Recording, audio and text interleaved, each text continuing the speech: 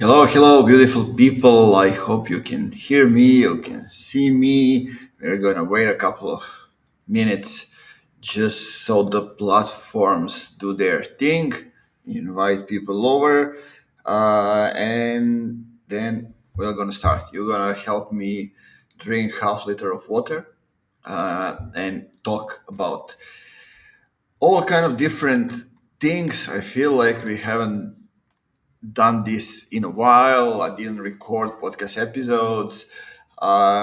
We didn't have a live for a long time, and it's time that we do exactly that. I prepared some topics I wanna talk with you about, and I want you to feel free to ask anything. If I know how to answer, I will answer. Right.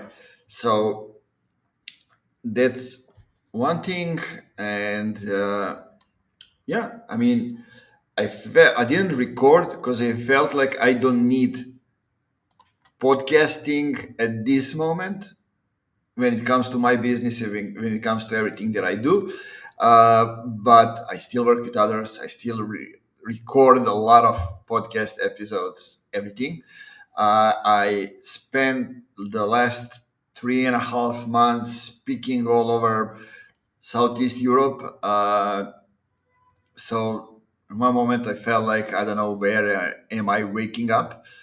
You know, literally that's how many cities, stages, and everything I changed. So now it's time that I just sit over there in my lazy bag, just focus on the work, coming into the office. Like winter time things. So one part of that is also doing a few of these live streams with you and talk about different topics that are on top of my mind and that that interest you, so I can answer and give you kind of an answers on all the questions that you have. Okay, so let's move on. Feel free to ask literally anytime. So I will try to see all the questions.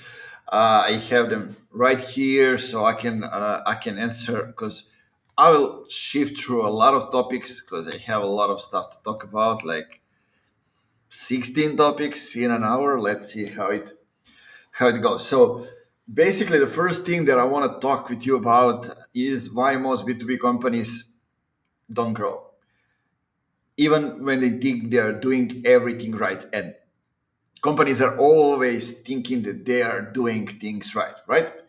So let's start with this. It might feel uncomfortable for some, but most B2B companies don't grow because growth in B2B isn't really about effort, about doing the work, right? In most cases, it's about clarity, about system, and about velocity. And what I keep seeing, especially in the bigger organizations, bigger companies, as I continue to work with bigger companies, some of them the biggest in the world, there is a massive gap between how much they're doing and how little of it actually compounds, right? Because growth is actually building something, then you build on top of it, then you build on top of it, then you build on top of it. So it actually compounds. And you have teams posting content, you have teams running ads, you have teams buying tools, you have teams hiring agencies, but nothing is stitched together, right? Nothing is stitched together, everything is a silo. So we have this team here, we have this team here, and we have this team here. And silos, they don't compound, they just exhaust people. So people become something there is expendable, and that's never a good thing for a company, for an organization, and for the growth. So growth dies in a moment when company optimizes activities and not focus on the outcomes, right? Everybody is doing their thing, but they have no idea how their thing impacts the ultimate goal of the company, right? They have no idea how to do that. a lot of times I'm invited into the companies to actually help with bridging those things, because like impressions, clicks, posts, projects, meetings, articles, none of that actually tells you whether the trust is rising in what you sell, whether the narrative is understood, do they actually understand what is the problem that you are solving, and how are you solving that, and why it is you that they need to buy from, or whether your pipeline velocity is improving, right? Maybe the time for buying is extending instead of becoming shorter. That's why companies usually feel busy, but they are actually stay stuck. Not because the market is bad, this is bullshit, and this is something we cannot influence, but because the system they operate is usually incoherent. So that brings me to the next point that I want to talk about, and this is the biggest disconnect inside the companies. Right. So let's talk about what leadership thinks marketing is and what marketing must become in 2026. We are on a verge of exiting 2025 and entering 2026. And leadership still thinks marketing is a campaign, is a promotion, is posting on social, is creating some creative assets, design, doing ads and promotion, a little bit of PR, maybe brand awareness. Meanwhile, modern marketing has quietly shifted into something that is, let me tell you, 10 times bigger than everything that I just mentioned. 10 times bigger. It includes the narrative, the story of the company. It includes the distribution. It includes the trust systems. It includes demand creation. It includes internal alignment. It includes revenue architecture. So the CMO job in 2026 is not, to come up with a campaign. Is actually being an architect of the system that builds momentum around the business at all times, right? But the thing is that marketing still reports like it's 2011, let's say, right? Vanity metrics, impressions, cost per click, number of posts. The market doesn't care about the things that don't change the behavior of the buyers. Leadership doesn't care about the things that don't change the revenue. And marketing sits between those two worlds, right? And it gets squeezed in between. So the only way forward is for marketing to operate as a strategic function and not as a service department, right? So this is all that we need to understand. And with this, where this misunderstanding exists, well, the mistakes start piling up silently, right? And then let's talk about what I see as the biggest, most expensive mistakes B2B companies make, right? There are a couple of them, but what I see as the most expensive mistakes, they are never loud, right? They're often the quiet ones. And usually, when a company hires me and I go into actually solving the complex problems, because I'm somebody who likes to have a headache, so I like solving complex business problems. I usually see that the solution is in the foundation, right? What does it mean? Maybe they have the wrong ICP. They don't know who are their ideal customers. They have wrong assumptions. Basically, they heard something that is working. Let's try it out. Or they think that they know their customers. For example, a lot of times it happens when the customer is somebody from the same industry, or the founder has experience. So they say, "I am my customer. I know, me." Right? That's usually the assumption, and it's usually bullshit. So then we have wrong narratives, right? We have the wrong narrative that the market doesn't resonate with. They don't resonate with our story. so they wouldn't be attracted by it. They are not attracted by it, and they won't buy. They won't engage with it. They won't see themselves inside our narrative. Then we have wrong priorities. Focusing on the short-term goals, not looking at the long-term goals, right? Looking narrow when we cannot see the wide picture. Then we have the wrong structure inside the company. It's what often happens. So we have pillars, we have marketing doing their thing, we have sales doing their thing, we have customer success doing their thing. They don't talk, they don't share goals, they don't share insights, right? So they don't push the company forward. And then we have wrong measurement, which is often the way companies lose and marketing lose, because they are doomed to fail based on how the companies are measuring their efforts, right? Those are the real things that are happening inside companies.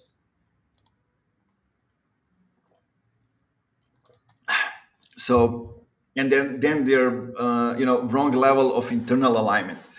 Like, I usually say create a document between marketing, sales, and customer success. Create a document that everyone will sign once a quarter, so we know which department is accountable for which part of the pipeline.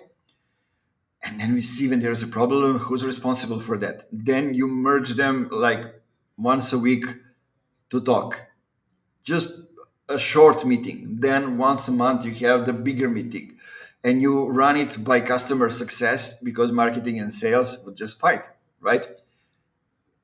Then you align them, so the goals must be aligned as well. The narrative, how do we sell, is it the same thing as the market tells us? But then what do we get from the market? It's what sales gives to the marketing team. Then customer success also says, like, what are our customers saying? Are they giving us the feedback? What's happening? So companies lose millions not because they exclude, that they execute badly, but because they execute things that never had a chance to work, which is kind of funny, right? So I've seen companies with perfect creatives, like amazing, perfect ads, perfect funnels, but wrong ICP. So they're targeting the wrong people, the wrong companies. That's more than being insufficient, right? It's basically, like,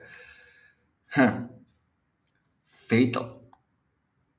Let me say it like that. That can be fatal for the companies. Let me just fix some of the things here. Okay, very good. Okay, so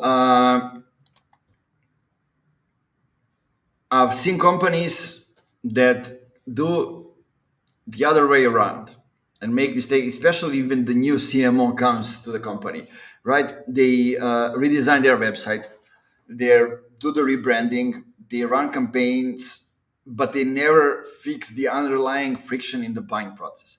And the truth is, if the fundamentals are wrong, the execution doesn't matter. So you can be fastest runner in the world. I'm now going back to running, so that resonates. If you are running in the wrong direction, speed works against you, right? As if wind is going blowing at your face, you will run slower, right? And all of these mistakes eventually show up internally. So what can we do when the organization starts cracking at the seams? Let's talk about that. That's our next topic. Let me have a sip of water. Remember, I need to drink all of this until the end of the stream. Feel free to ask questions anytime. Otherwise, I'll just go through the topics because I'm eager to talk about some of these things. So we'll see how it goes.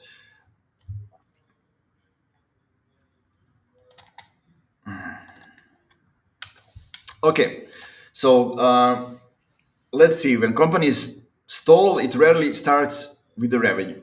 and not many of them understand that. It starts with behavior. So people just stop communicating, or teams build their own agendas, or middle managers block more innovation they enable, or velocity drops, or what else can happen? Decision making becomes political. Oh, that's a good one.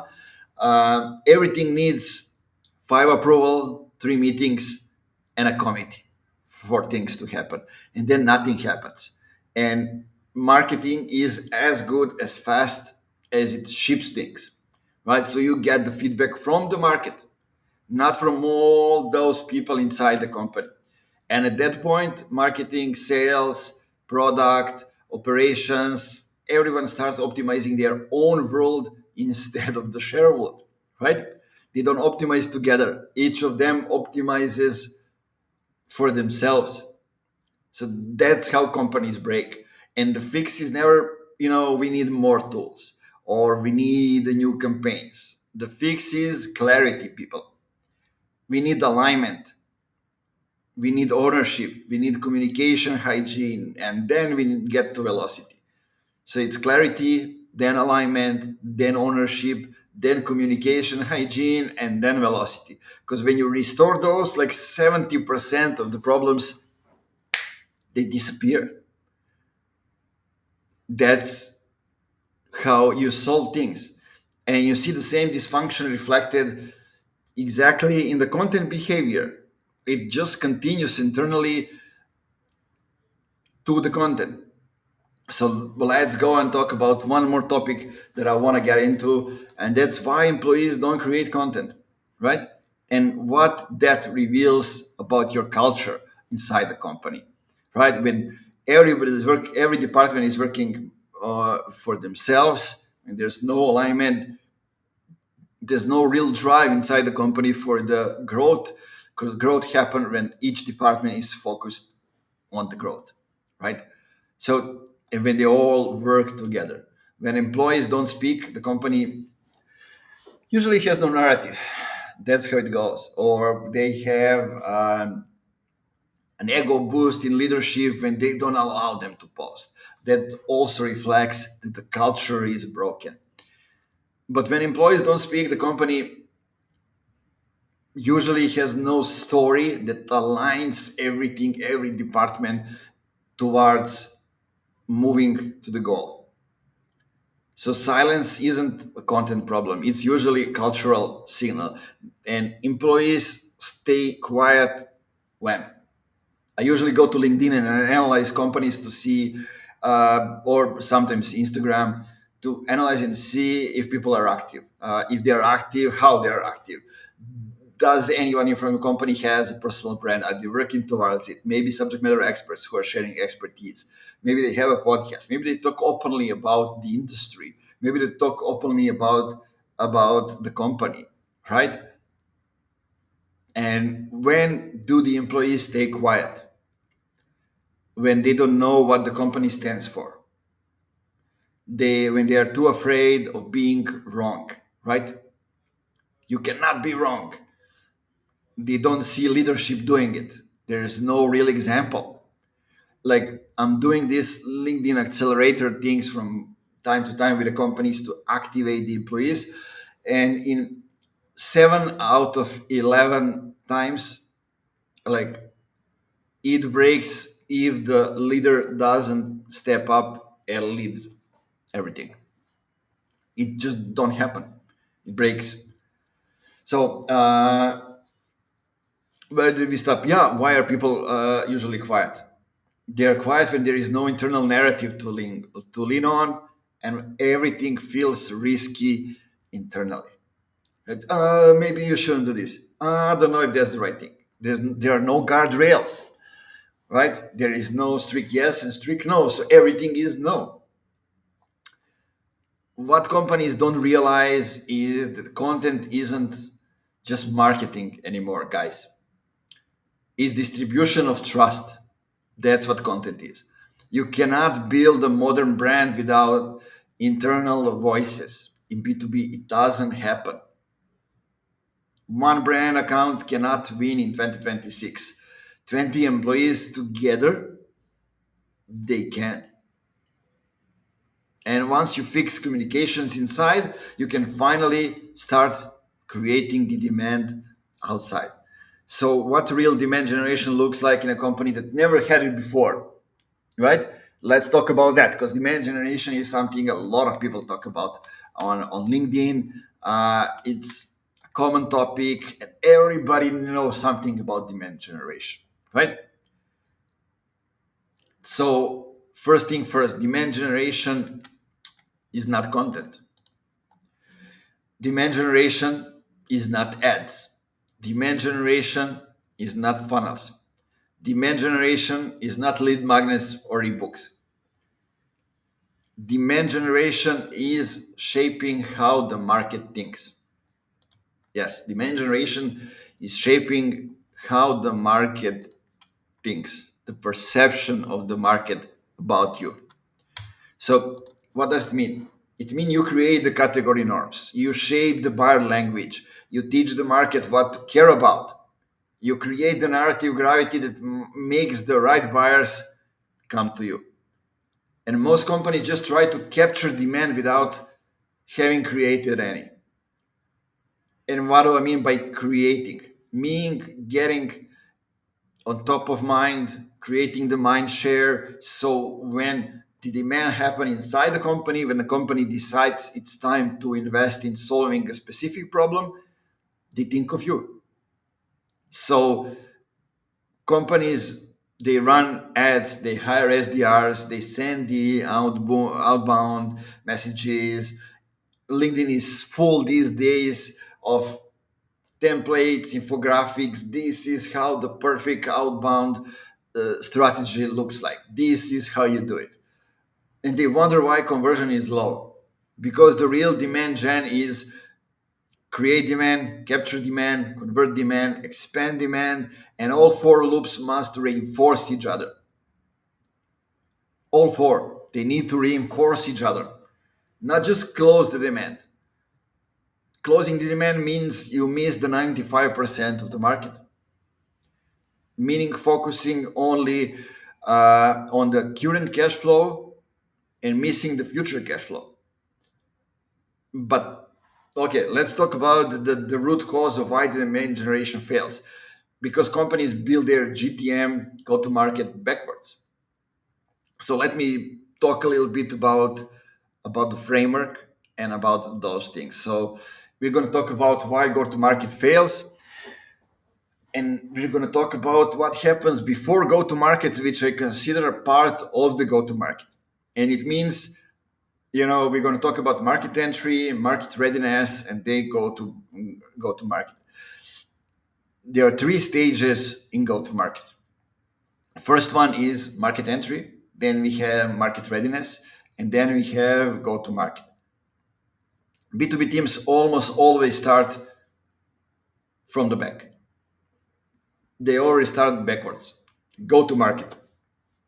Let's go and get it.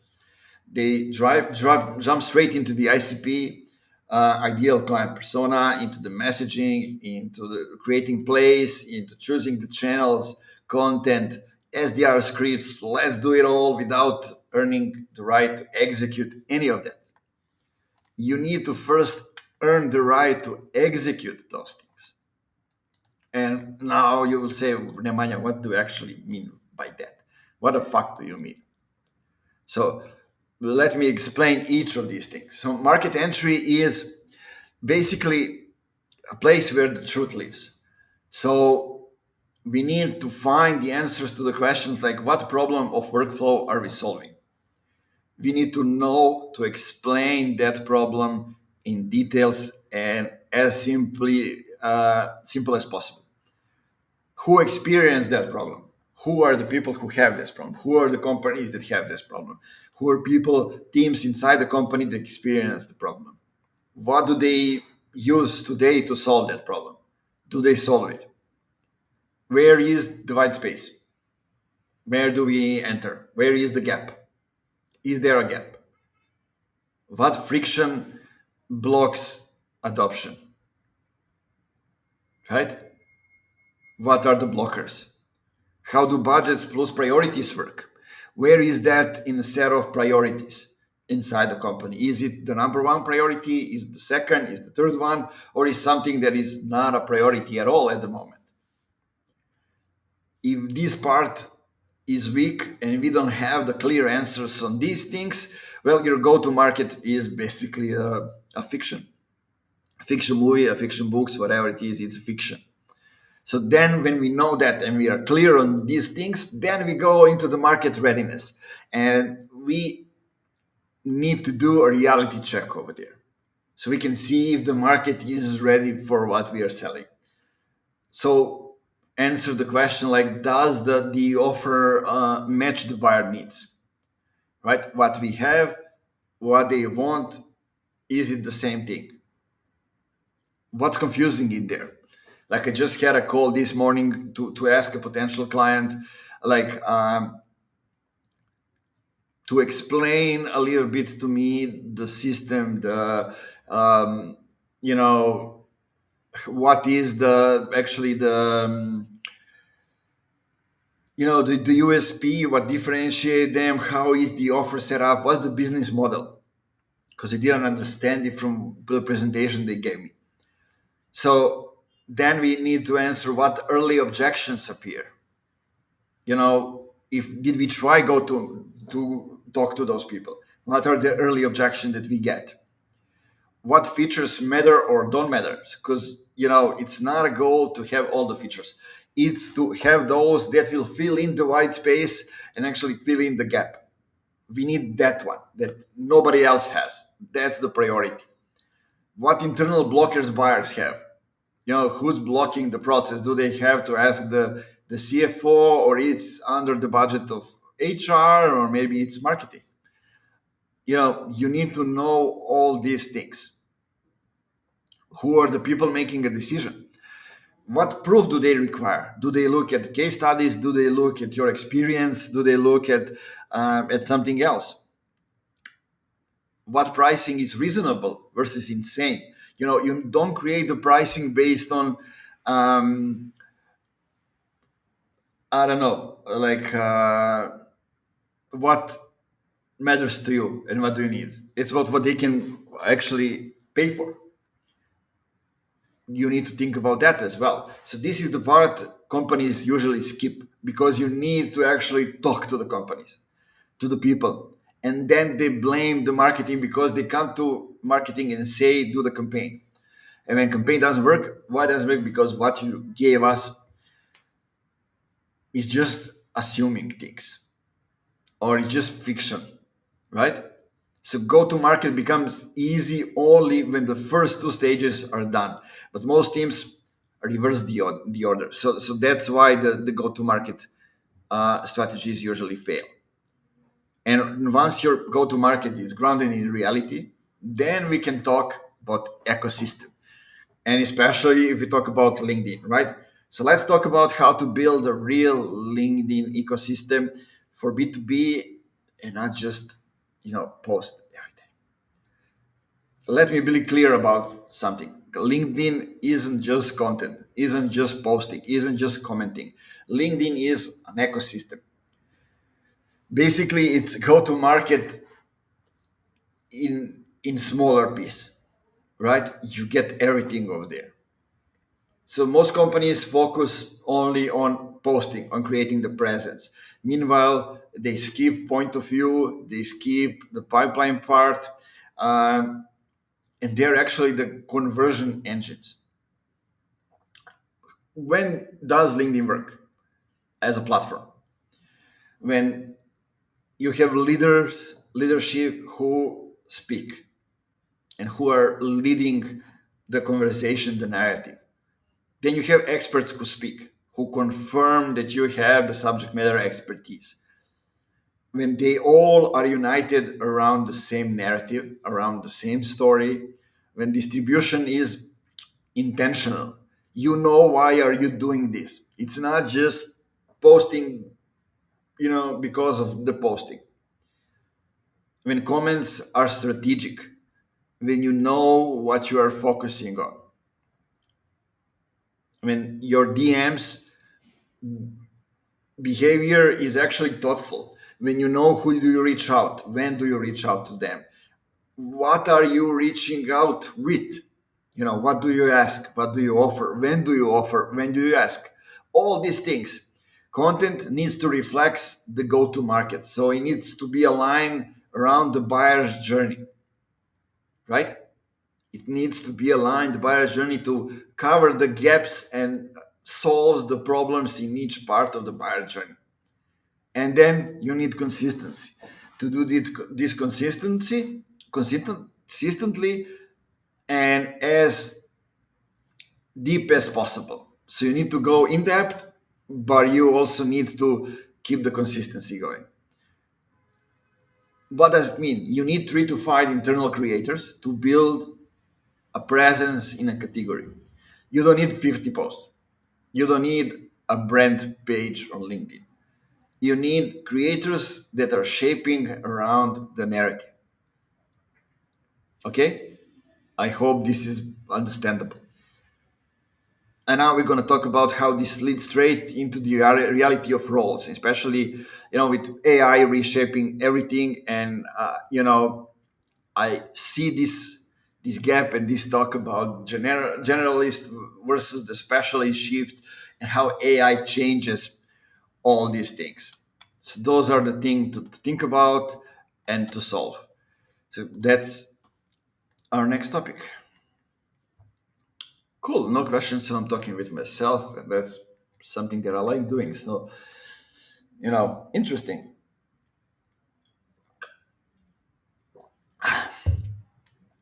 Okay, if at any time you have a question, feel free to drop them. So, AI is collapsing the marginal cost of execution. Okay, I'm trying to be clear here. And it means that average design, average writing, average editing, all of that becomes free. Specialists survive only if they go deep, they become rare, and they become irreplaceable. And generalists win if they operate across systems, not across sole tasks.